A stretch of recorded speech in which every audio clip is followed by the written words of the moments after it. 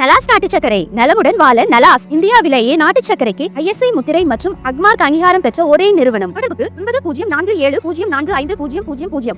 தனது உயிர் இருக்கும் வரை வாக்குரிமையை பறிக்க விடமாட்டேன் என மேற்கு வங்க முதல்வர் மமதா பானர்ஜி தெரிவித்துள்ளார்.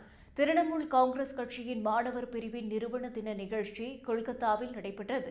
அதில் பேசிய முதல்வர் மமதா பானர்ஜி, வாக்காளர் பட்டியலில் இருந்து பெயர்களை நீக்கும் நோக்கத்துடன் மேற்கு வங்கத்தில் கணக்கெடுப்புகளை மேற்கொள்ள வெளியே இருந்து 500க்கும் மேற்பட்ட குழுக்களை பாஜக அனுப்பியுள்ளது.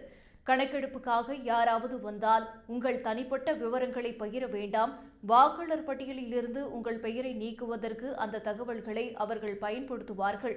அதற்கு பதிலாக வாக்காளர் பட்டியலில் உங்கள் பெயர் இருக்கிறதா, உங்கள் ஆதார் அட்டைகள் இருக்கிறதா உறுதி செய்ய வேண்டும் என்று கூறினார்.